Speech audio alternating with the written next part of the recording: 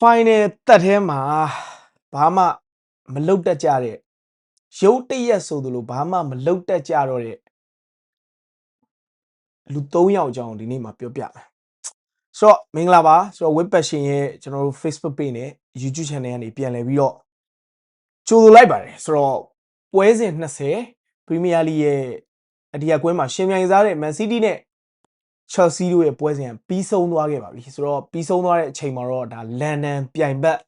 Chelsea အသင်းကသူတို့ရဲ့လန်ဒန်ပြိုင်ဘက် Arsenal အသင်းကို favor လုပ်ပေးသွားတဲ့အနေနဲ့ဒီနေ့ပွဲမှာ1-1နဲ့ Man City နဲ့တည်ကြသွားခဲ့ဆိုတော့အရန်ကို mixed emotion ဖြစ်တဲ့ side နှစ် side အကြောင်းကိုကျွန်တော်ဒီနေ့မှာပြောစရာတွေကတော့အများကြီးပဲအဲ့ side နှစ် side အကြောင်းကိုကျွန်တော်အဓိကပြောပြမယ်ပထမတစ်ခုကဘာလဲဆိုတော့ဒီနေ့ပွဲမှာတည်ကြသွားတဲ့အတွက်ကြောင့်မလို့ထွေထွေထူးထူးမခံစားမင်းကလည်းခုနကတော့ပလက်ကျွတ်နေတဲ့ရုပ်နဲ့ဒေါသကြီးထွက်နေပြီးတော့အခုကြောက်လည်းဘလုံးမခံစားရပါလားလို့မေးစရာရှိတယ် yes ဘာကြိုတင်ခံမှန်းမိသားပဲပွဲကိုကြည့်ခဲ့တဲ့လူတိုင်း feeling ရမှာပါလဲဆိုတော့အချိန်တန်ရင်အကူကပေးရမှာပါဆိုတဲ့ feeling အဲ့ဒါကျွန်တော်တစ်ချိန်လုံးကိုရခဲ့တာပွဲစပြီးတော့ပထမပိုင်းပြီးဒုတိယပိုင်းစကတည်းက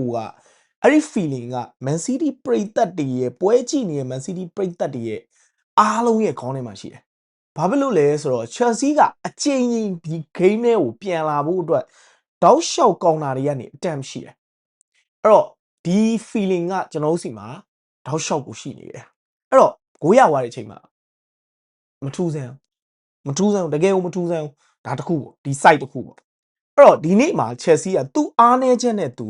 အဒီယာကွင်းထဲကိုဝင်လာတာသူ့မှာဘာမှမျှော်လင့်ချက်တိတ်မရှိဘူးအဲ့တော့ဘာတွေကြောင့်လဲ okay Sanchez မပါဘူးနော်ဒဏ်ရာကြောင့်မလို့ကြွက်သားဒဏ်ရာကြောင့် Sanchez သူတို့ရဲ့ဂိုးသမား Sanchez မပါလာဘူး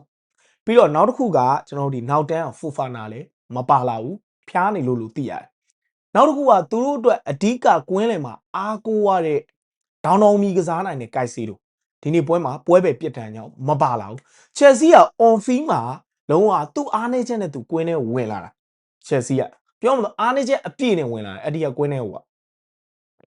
အဲ့တော့နောက်တစ်ချက်ကကြတော့ဗာလဲဆိုတော့ဒါကွင်းတွင်းကိစ္စကွင်းမြင်ကိစ္စမှာလည်းအားလုံးသိတဲ့အတိုင်းပဲ Man City နဲ့မကန်ခင်ကမှ Enzo Maresca သူတို့ရဲ့နီးပြကိုထုတ်ပယ်ထားတယ်လက်ရှိမှာ Chelsea ရဲ့အဝတ်လဲခန်းထဲမှာတိတ်ဆိတ်ငြိမ်သက်မနေမှာတော့သိကြတယ်ဒါကတော့ကျွန်တော်တို့ပြေးကြည့်စရာမလိုဘူးပေါ့နော်အဲ့တော့ဒီနေ့ပွဲမှာကာလမ်ဒါသူတို့ရဲ့ဒီဟိုပါပေါ့နော်လူငယ်အသင်းနီးပြဖြစ်တဲ့ McFarlane ကာလမ် McFarlane ကဒါဒီနေ့ပွဲကိုတာဝန်ယူပြီးတော့ကိုင်တွယ်လာတယ်သူစီမှာရီမန်းချက်ကြီးမားဒီနေ့ပွဲအတွက်ထားတာမျိုးမရှိဘူးဆိုတာကွင်းတွင်းကခြေစွမ်းကိုကြည့်ရင်သိတာတယ်သူတို့ကရှင်းတယ်ဒါသူ့ရဲ့ဒီကစားသမားတွေရဲ့အနေထားကိုသူ့အနေနဲ့ကောင်းကောင်းမဖတ်နိုင်တဲ့ဒါ caretaker manager တယောက်အနေနဲ့ဒီနေ့ပွဲမှာသူ့ရဲ့ expectation အများကြီးမထားတော့ဘူး Man City ကိုအသင်းငယ်တွေရှင်ပြိုင်ကစားတဲ့ပုံစံအတိုင်းပဲသူတို့အနေနဲ့ဒါခံစစ်ကိုချစ်လစ်တီဆောက်ပြီးတော့အဲ့ကနေမှ started from the back လုပ်ဖို့သူကြိုးစားတယ်ခံစစ်ကနေပြီးတော့တိုက်စစ်အသွင်ပြောင်းဖို့တောင်ပန်ကစားသမားတွေရဲ့လျင်မြန်မှုသူအားကိုးပြီးတော့တွားတယ်အဲ့တော့ဒီပုံစံကတော့ဒါကျွန်တော်မျှော်လင့်ထားတဲ့ဟာပြောမလို့ပြောချင်တာက Chelsea မှာအရန်ကြီးအားတာချက်တွေအများကြီးနဲ့ Man City ကိုဝင်လာတာမဟုတ်သူအားနည်းချက်နဲ့သူဒါပေမဲ့ဒီနေ့ပွဲမှာ Man City ကတော်တော်ကိုစိတ်ပျက်စရာကောင်းတဲ့ final သက် show တစ်ခုနဲ့ဒီနေ့ပွဲကိုကျွန်တော်တို့ကိုရက်ဆက်ကိုဖျော်ဖြေသွားတယ်တော်တော်ကိုစိတ်ပျက်စရာကောင်းတဲ့ရလဒ်တစ်ခုလို့ပြောလို့ရတယ်ဘာဖြစ်လို့လဲဆိုတော့ Man City ကဒီပွဲမှာ expected goal 0.99 ပဲရှိတယ်1ပဲရှိတယ် Chelsea ဘက်က Neto ရဲ့ကန်ချက်တွေ Delap ရဲ့ကန်ချက်တွေเนาะပြီးရင်တော့မစိုးနိုင်တဲ့အခွင့်အရေးအများကြီးပဲကောင်းတာနေသူတို့ရဲ့အဲ့ဒါကြောင့်မလို့ဒီနေ့ပွဲမှာသူတို့ရဲ့ expected goal က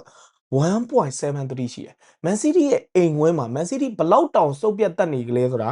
ဒါကနေပြဒီနေ့ပွဲမှာ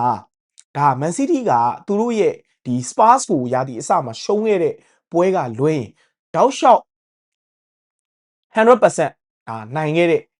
စံချိန်ကလည်းဒီနေ့ပွဲမှာ Chelsea ကြောင့်ပြတ်သွားပြီပေါ့နော်အဲ့တော့ပြန်ကြည့်မယ်ဆိုရင် Man City ကဒီနေ့ပွဲမှာအဲ့ဒီလိုမျိုးစံချိန်ပြတ်တာထိုက်တန်လို့ပြောလို့ရတယ်ကစားသွားတဲ့ကစားသမားတွေမှာကျန်တဲ့ကစားသမားတွေအကုန်လုံးကမစိုးဘူးဒါပေမဲ့ final သက်မှာ ချက်ကီဖိုနယ်နဲ့ဟာလန်တို့ရဲ့တွဲဘက်က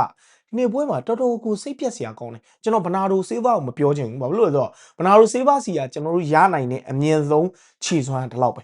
ဒါသူ့ရဲ့ limit တစ်ခုလို့ကျွန်တော်တို့ဒါရှေ့ရပွဲတွေကလည်းသိမယ်ဆိုတော့ဘနာဒိုဆေးဘာကိုထူးဆန်းနဲ့ဒီနေ့ပွဲမှာဝေဖန်တဲ့အကြောင်းမရှိဘူးဟာလန်ကဒီနေ့ပွဲမှာဒီကျွန်တော်တို့ final တက်အထိ final တက်ဒီ down back အထိပြောရမှာဆိုရင်ကွင်းလေကစားသမား role တွေအထိ CM role အထိဘောလုံးဆင်းယူတာကိုကျွန်တော်တို့တွေ့ရတယ်ဘောလုံးဒီနေ့ပွဲမှာဟာလန်ပိုရတယ်နော်နောက်တစ်ခုကဘာလဲဆိုတော့သူ့ကိုအဓိက main creator ဖန်တီးပေးမဲ့ဖိုဒန်နဲ့ချက်ကီတို့ဒီနေ့ပွဲမှာဘလို့ဘာလှုပ်ချင်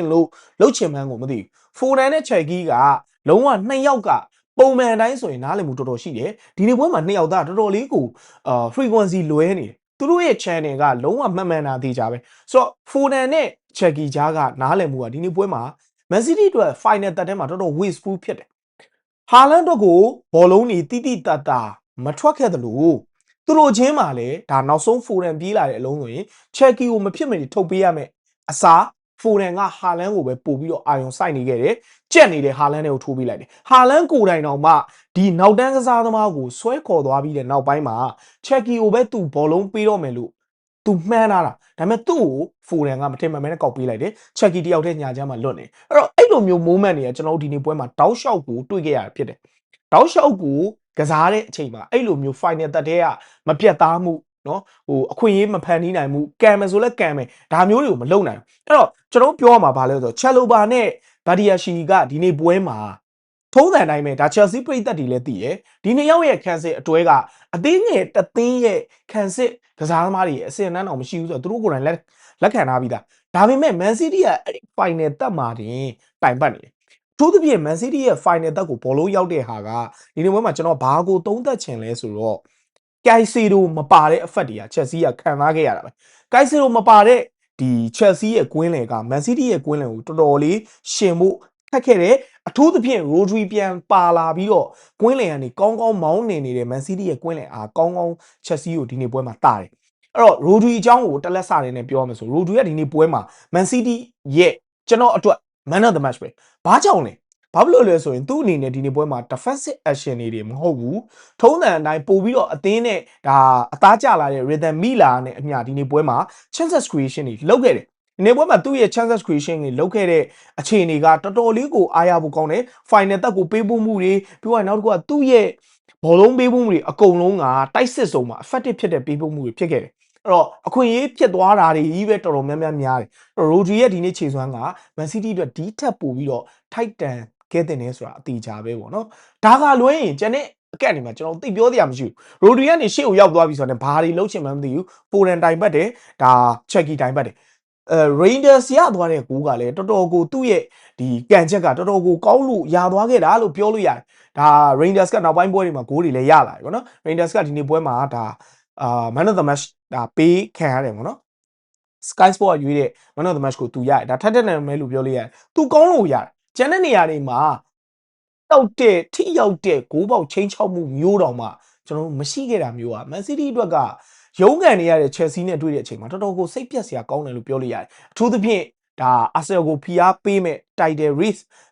မှာဒါဆက်ပြီးတော့ရှိခြင်းနဲ့အသင်းအနေနဲ့ပေါ့ဗျာပြောရမယ်ဆိုတော့တော်တော်ဆိုးတယ်နောက်တစ်ချက်ကဒီနေ့ပွဲမှာဆက်ပြောချင်တာက Man City အနေနဲ့ center back ကစားသမားနှစ်ဦးစလုံးကိုလဲခဲ့ရတယ်ဒါကဒီနောက်ဆုံးမိနစ်နောက်ဆုံးဒီပေးရမဲ့ဂိုးအတွက်ကိုဦးတည်စေခဲ့တာဆိုရင်လည်း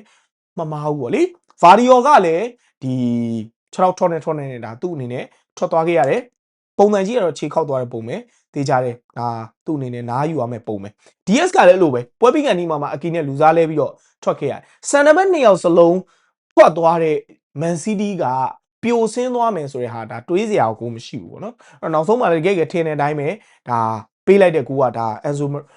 သွင်းသွားတဲ့ဂိုးဆိုရင်တကယ်ဒါပထမတစ်ချိန်ညာကျွန်တော်ပြောတာဟိုဒိုနာရိုမာပုတ်သေးတယ်ဘာတက်နိုင်ပါလဲသူ့ရဲ့ဒီ rebound အတွက်ကတခြားကစားသမားတွေအကုန်လုံးကလဲပြိုပြီးအိမ်နားမှာရှိတယ်အဲ့တော့တော်တော်လေးကိုစိတ်ပြတ်ဖို့ကောင်းတဲ့တစ်ချက်ကတော့ဒါ Man City ရဲ့ဒီနေ့ပွဲအတွက်ဒါကြမ်းနန်း Chelsea ဘက်ကကစားတဲ့အနေအထားမှာသူတို့အနေနဲ့ဂိုးတွေပြန်ပြီးတော့ဒါခွင့်ပြုဖို့ဒါဒဏ်ရာကစားသမား2ယောက်လုံးစင်တာဘက်2ယောက်လုံးထွက်သွားတဲ့အနေအထားဂိုးရဖို့အတွက်ဥတီစေခဲ့တာပဲပေါ့လေအဲ့တော့ Man City ကဒီနေ့ပွဲမှာ ဒီ1-1ဖြစ်သွားတဲ့အချက်ကတော်တော်နစ်နာတယ်ဗျဘာဖြစ်လို့လဲဆိုတော့ Man City ကဒါအရှိရပွဲရလဲဒါအာဆင်ကနိုင်ထားခဲ့ပြီးသားအခြေအနေတစ်ခုကနေပြီးတော့ဘုံမောက်ဒါဝင်းဝန်းမှာသူတို့နိုင်ထားခဲ့ပြီးသားအဲ့တော့ဒီနေ့ပွဲမှာမရခဲ့တာက Man City တော်တော်နစ်နာတယ်6မှတ်အတိကွာသွားခဲ့ပြီဖြစ်တယ်အဲ့တော့အခုမှဒါပွဲ20ပဲရှိသေးတယ်နောက်မှ18ပွဲကျန်သေးတယ်ဘာမဆိုဖြစ်သွားနိုင်တယ်အထူးသဖြင့် Man City လို့အသင်းမျိုးအတွက်ဒါပေမဲ့အခုလက်ရှိအချိန်မှာတော့ Man City ကပြနေတဲ့ခြေစွမ်းက Champion ခြေစွမ်းမဟုတ်ဘူးဆိုတော့ကျွန်တော်တို့လက်ခံမယ်ဒါကကျွန်တော်တို့အားလုံး universally ကျွန်တော်လက်ခံမယ်လို့ကျွန်တော်ယုံကြည်ရဲအဲ့တော့ Guardiola အနေနဲ့ကဒီဒဏ်ရာပြဿနာကိုကြော်လွှားနိုင်မှုဆိုတာတော်တော်ခက်ခဲတဲ့ကိစ္စဖြစ်သွားပြီအဲ့တော့ Man City ကဒီပွဲမတိုင်ခင်က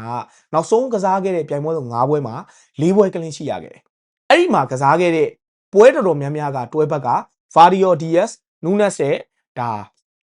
ကျွန်တော် O'Reilly ပေါ့ဗျာအဲ့ဒီမှာကျွန်တော်တို့3ယောက်ကအခုလက်ရှိ2ယောက်ကဒဏ်ရာရသွားတယ်လို့ပဲကျွန်တော်တို့ယူဆကြည့်အောင် Man City အတွက်ကလုံးဝတကယ်ကိုစိတ်ပြက်စရာကြီးအဲ့တော့တော်တော်ကိုရုန်းကန်ရမယ့်အခြေအနေမျိုးမှာရှိနေတယ်အဲ့တော့ Man City ကနောက်ထပ်တစ်ကြော့မှာနောက်ထပ် Game Week 21မှာ Brighton နဲ့တွေ့မယ် Arsenal ကတော့ Liverpool နဲ့တွေ့မယ်အဲ့တော့ဒီပွဲတစ်ခုမတိုင်ခင်မှာ Arsenal ကတော့လက်ရှိမှာ Table Top မှာ6မှတ်ဖြတ်ပြီးဥဆောင်သွားခဲ့ပြီဖြစ်တယ်အဲ့တော့ Man City ရဲ့ကစားသမားတွေကဘလို့ response ဒါကိုတာဝန်ယူပြီးတော့ response လုပ်မလဲဒါကိုကျွန်တော်တို့လာမယ့် game week တွေမှာကြည့်ရမှာဖြစ်ပါတယ်အဲ့တော့ကိုလူတို့အားလုံးလည်းဒီပွဲနဲ့ပတ်သက်ပြီးတော့ကျွန်တော်ထင်တယ် banning ဖြစ်နေတဲ့စိတ်ထဲမှာဒါပြောရမလို့ဖွင့်ဟခြင်းနဲ့ comment တွေအများကြီးရှိနေမယ်လို့ထင်တယ် action point တွေအများကြီးမှာ